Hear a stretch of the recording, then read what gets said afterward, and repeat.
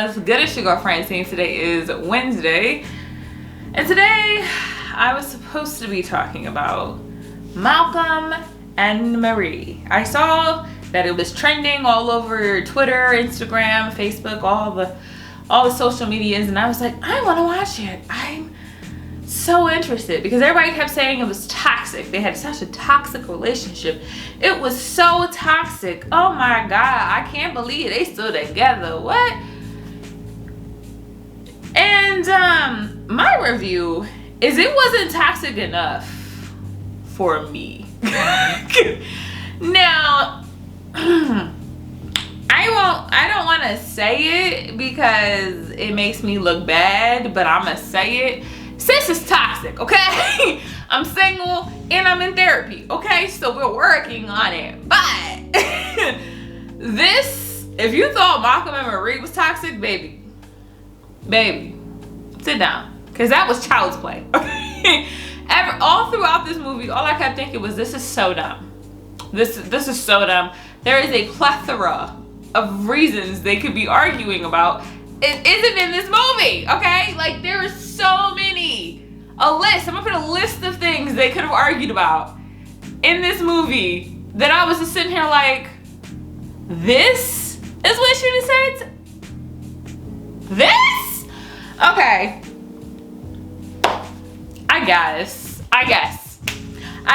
There were so many scenes in this movie where I was like, Netflix, did you want to portray this as a toxic relationship, or were you trying to make this like a like child argument? Because that's what it felt like to me. Like, if you really wanted a toxic relationship, it could have been so much more interesting as a toxic person, okay? And that has been in three toxic ass relationships. This is, like, granted, I'm not gonna lie, they should not be together. They're both narcissists. They're both horrible people for each other, and they should not be together. However, they're not entertaining either. Like, their arguments were not worth tuning into at all. Trust me, you put a camera in my house in the last 3 relationships I've been in, girl, that would have been a Netflix movie. If you thought this was good.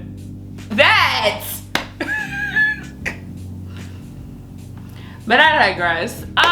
So that is partially the reason why I did not do a review on this. Also because the movie was dumb.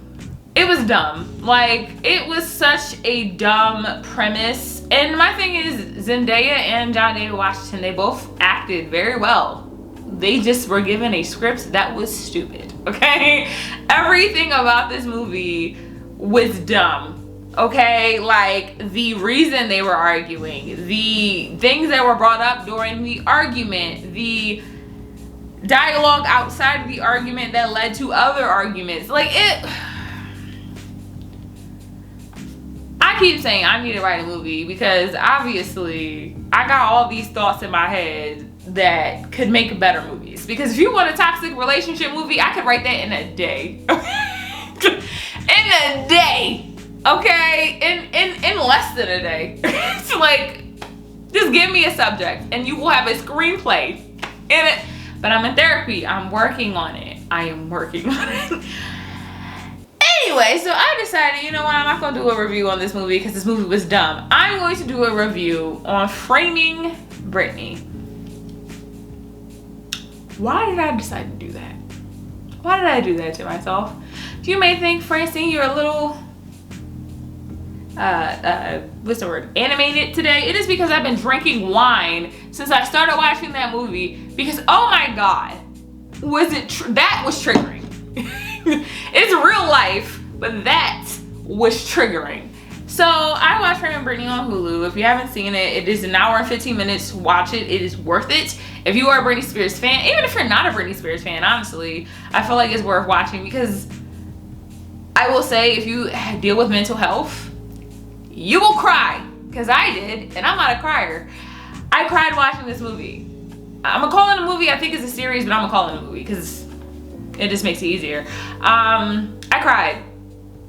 I called my dad. and that kind of calmed me down a little bit because I was emotional, okay? And it took me out of commission for the whole day. Took me out of commission all day. I've been drinking wine since then, and yeah,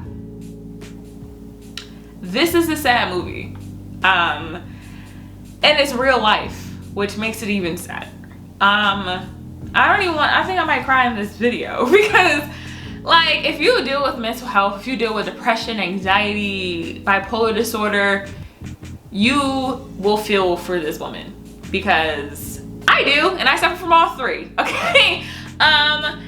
And so it starts off pretty much talking about Britney Spears, how she became famous. She was a kid who wanted to be famous, and I was a kid who, I also identify because I was a kid who wanted to be famous. When I was younger, I wanted my parents so badly to like make me famous because I can sing and I can act and I have a charisma and all. Girl, I'm so happy that I did not have my parents make me famous, because I could not deal with this.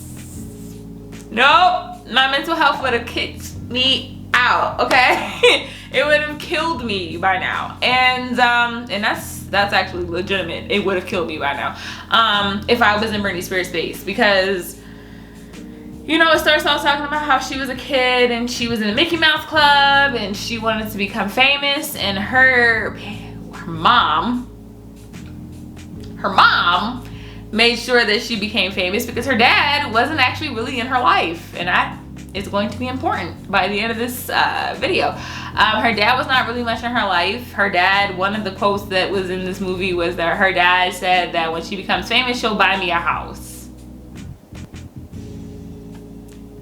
That was almost the only thing that her agent said that her dad said about her as a kid, which, triggering. Anyway, so Britney Spears, of course, I mean, especially if you're a 90s kid, you know Britney Spears' story. I was a huge Britney Spears fan. Oops, I did it again. I still have the CD. If I can find it, I will put a picture of it in this video. I still have the CD of Oops, I did it again. Blackout, A Bop, Baby One More Time, A Bop. Like, there's so many albums by Britney Spears that, like, I mean, I know my hip hop albums, but I know my pop from that time period 100%. And Britney Spears was the girl. Like, she was the girl. You could say Christina, you could say whoever else was at that time. There was a bunch of other people, I can't think of them right now. But Britney was that girl, okay? And she dated Justin Timberlake. Let's talk about it. Yeah, let's talk about it. Justin Timberlake, when they broke up, made it seem like she cheated on him and pretty much made her look like a bad person. And somebody I know put this on Facebook, so I'm not gonna 100% say this is 100% my thought, but I 100% put these parallels together even after seeing that. Justin Timberlake has used putting everybody else as the bad guy to get away with some of the crappy stuff he's done. He has. He made Britney look like a bad person because he was like, oh yeah, I slept with her even though she said she was doing the purity thing, and he was talking about how she cheated on him in Cry Me a River, and that was never proven. Never proven. We just all believed it. And same thing with Janet. When he did the whole Janet Jackson thing in the Super Bowl, we never blamed him, and it was 150% his fault. And he just was like, I'm gonna just skate on by because I'm a man, I'm a white man, so let's just walk away from this situation because I'm gonna be the person that doesn't take any responsibility. Like, Justin. But after that, you can definitely see that Britney was dealing with some stuff. And so it's very sad because then she got with Kevin, and I wrote my notes because I wrote notes about this. I was like, Britney is very much like me. You can tell she's 100% an independent woman that don't need no man, right? But she dates the worst people, okay? The worst people. I just went on a whole tangent about how all of my exes were toxic. Sis, I relate, okay? She got with Kevin, she had 2 kids, and right after she had the last kid, they got a divorce. And she apparently had postpartum depression and lost custody of her kids, and that's what happened and developed throughout the whole 2007 debacle, where she cut her hair off, she was attacking paparazzi. And one thing that made me so mad, they had the guy from Us Weekly there, And he was like, well, if she didn't want us to talk to her, she could have just said it. We would have left her alone. You know this woman has postpartum depression. You know this woman just lost custody of her children. And you're you're following her around, essentially attacking her. And you're like, well, if she didn't want us to be there, she could have said something. So, not surprised though. And that was when the whole 2007 debacle happened, when she cut her hair and all that stuff. And again, if you suffer from mental illness, that will make you cry, because depression, especially postpartum depression, is not something to F with. And she also lost custody of her kids, who she obviously cares about. And she just got a divorce. It's like, yeah, when all this happened in 2007, I was what, 16? So I'm a kid. I haven't really experienced life yet. And I'm like, oh my God, Britney Spears is so crazy, right? But now as a almost 30-year-old woman, it's like, I don't know if I would still be here if you were going through all of that at the same time, being on TV, looking like the bad guy, consistently having people. They had a whole like scene of Family Feud, having her as a subject matter on there about what is Britney Spears lost. Like, this is what you see on a consistent basis. And now you have paparazzi following you. You have no really control over your life. You can't, when you have depression, you don't feel like you have control of your life already. You lost custody of your kids. And her father decided at that time, I'm gonna take advantage of this and have conservatorship of her life. And that sucks, because I know when I was at my lowest, especially when I was in law school, I was at a very low point. And outside looking in this way, outside looking in, you probably were like, Francie, what are you doing? Like, you're not doing what you need to do. Maybe someone should take over what you're doing and kind of have some control over you, because you don't have control over your life.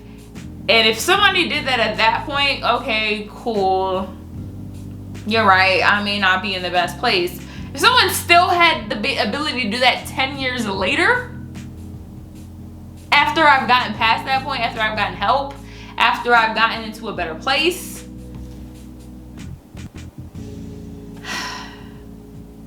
it is sad to see.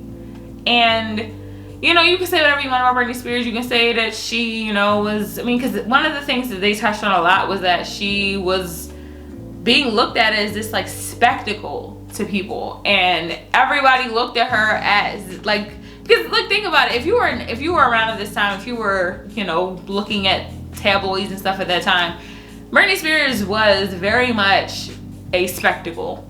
And you know, even though we didn't really understand exactly what was going on, we knew that this was a person who was going through it, and we still laughed about this woman who gave us bops, okay? So many bops. Put herself out there to be the first real pop star of the 90s. Like, you know, like I said, you got Christina, you got the other ones that came out at that time, but Britney was that big, okay? She was. And then to know that, like, when you're going into your lowest point, everybody's making fun of you, it's like, as an adult now, it's like, damn, that sucks. Because when I was in my lowest point, I don't think I could have taken it. I couldn't have taken it. I said, it was kind of short of a joke, but I mean it. I don't think I would still be here. I win. One quote that I remember from this video was, I forgot who the black guy was. I think he was a reporter or something. But he said nobody was asking about her mental health. Everyone was asking what was wrong with her. And that kind of stuck with me, because thing about mental health is that it's not something wrong.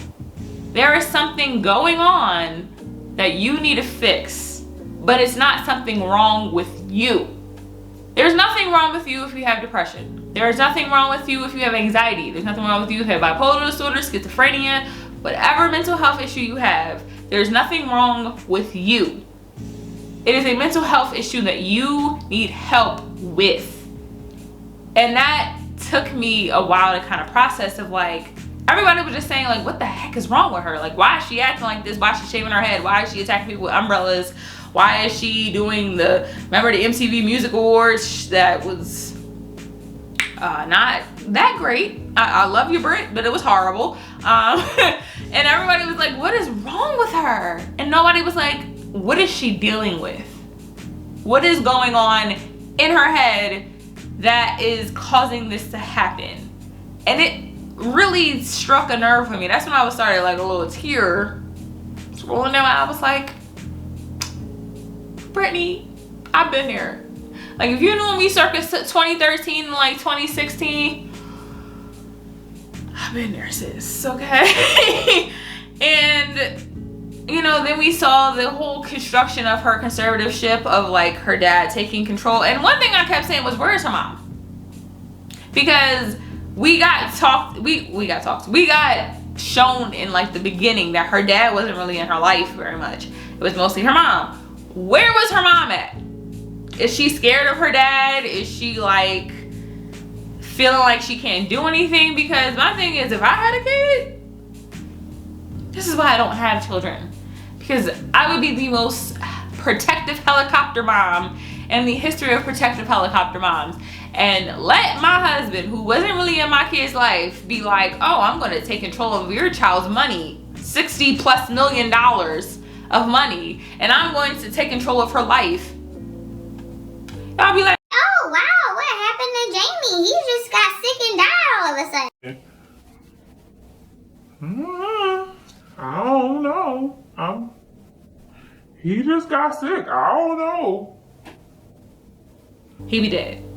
Okay, he would be dead. Okay, so don't get it twisted. I don't know where her mom is. I don't know much about conservatorship. I am a lawyer, but I don't know much about that kind of law, so maybe I'll do some research and maybe put a clip in here about that. But it really made me upset because it's like, one of the people said, like, once you get a conservatorship, it pretty much is permanent, and it's usually for old people who are unable to really take care of themselves.